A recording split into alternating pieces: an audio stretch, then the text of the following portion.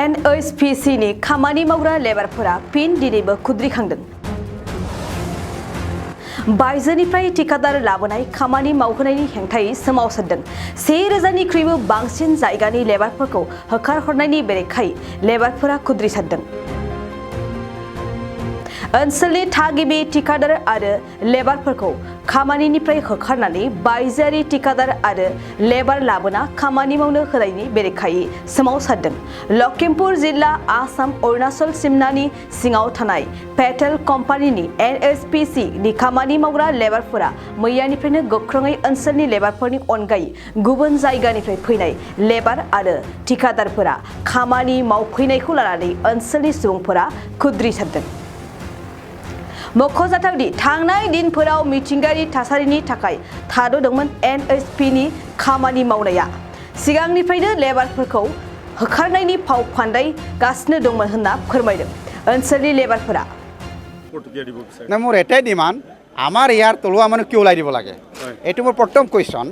দ্বিতীয় number question আমাৰ মানুহ ওলাই দি ইহঁতে বাহিৰগত মানুহ আনি আছে কিয় আনিব পাৰিছে কি আমাৰ ইয়াত পিট নহয় নেকি এইটো কাম কৰা মানুহ আমাৰ অভিজ্ঞ আছে 20 বছৰ আমাৰ কাম কৰা অভিজ্ঞ মানুহ আমাক কাম বিচাৰি আহিছোঁ কাম কৰাটো বাধা নাই আমি ডেমৰ বিপক্ষে আমি পক্ষৰ মানুহ আমি ডেম বনোৱা মানুহ আমাৰ ইয়াত প্ৰপাৰ নিয়াৰেষ্ট পাব্লিকে আমাৰ শ্ৰমিকে কাম কৰিব বিচাৰে কাম দিয়ক কাম জাতীয় কিয় অসুবিধা আছে আমি বিহে উত্তৰত গম পাইছোঁ যে তেওঁলোকে ইতিমধ্যে বোলে 800জন মানুহ বাহিৰৰ প্ৰাণীত হৈছে অলৰেডি কাম কৰি আছে সেইকাৰণেতো কোনোবাই মই সহ্য নকৰোঁ আৰু তলুৱা ঠিকাদাৰবিলাকক ওলাই দিছে এইটো আৰু দুখৰ বিষয় তেওঁলোকে যে আমাৰ যিমান আসামৰ কণ্ট্ৰেক্টৰ আছিলে ডাইৰেক্ট কণ্ট্ৰেক্টৰ তেওঁলোকক ওলাই দিয়া হৈছে যিসকলে চাব কণ্ট্ৰেক্টৰ কাৰোবাৰ থ্ৰু দি কৰিছে পেটি কণ্ট্ৰেক্ট তেওঁলোকক ৰখা হৈছে 2-3জন বাকী যিমান ডাইৰেক্ট কণ্ট্ৰেক্টৰ দিয়া হৈছিলে কোম্পানী তেওঁলোকক টোটেল ক্লিন চেট দিয়া হৈছে সেইকাৰণে এইবিলাক আমি শুনিবলৈ দেখিবলৈ বহুত বেয়া লাগিছে সেইকাৰণে আজি আমাৰ শ্ৰমিকে জাগিছে আৰু জাগিবই আমাৰ এটাই ডিমাণ্ড পুনৰ আমাৰ শ্ৰমিকবিলাকক কাম দিব লাগে ঘূৰাই আনিব লাগে আকৌ যেনেকৈ চলাব লাগে আমাৰ এইটোৱে ক'বলৈ আমি গভৰ্ণমেণ্টকতো বাৰে বাৰে আহ্বান জনাই আছোঁ যে আপোনালোকে চাওক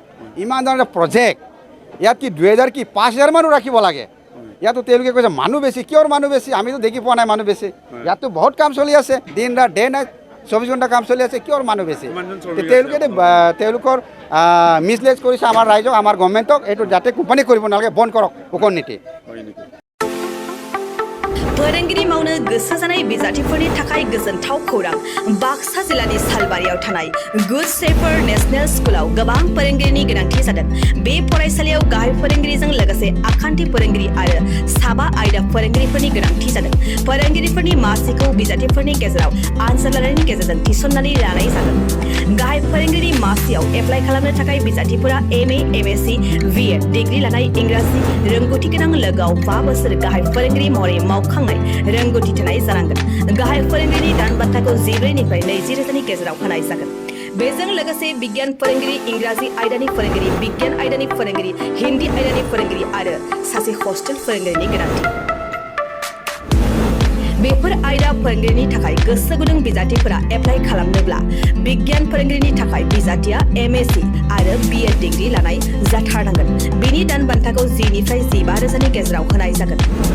इंराजि आयदानि फोरोंगिरिनि थाखाय बिजाथिया इंराजि आयदायाव MA खालामनाय आरो BEd डिग्री लानाय जाथारनांगोन।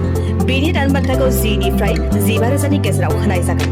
विज्ञान आयदानि फोरोंगिरिनि थाखाय बिजाथिया BSc लोगोआव BEd DLED डिग्री जाथारनांगोन। बेनि दान बान्थाखौ 9 निफ्राय 14 रोजानि गेजेराव होनाय जागोन। हिन्दी आयदानि फोरोंगिरिनि थाखाय बिजाथिया हिन्दी आयदायाव MA खालामनाय लोगोआव BEd DLED डिग्री गोनां जाथारनांगोन। बेनि दान बान्थाखौ 9 निफ्राय 14 रोजानि गेजेराव होनाय जागोन। हस्टेल फोरोंगिरि महरै बिजाथिया BA BSc लानाय लोगोआव इंराजि रोंनाय जाथारनांगोन। बेनि दान बान्थाखौ 8 निफ्राय 10 रोजानि गेजेराव होनाय जागोन। गोसो गुदुं बिजाथिफोरा थाबैनो 7086283946 नम्बराव WhatsAppनि गेजेरजों गावनि बिजाथिनि फोरमानलाइखौ हरनो हागोन।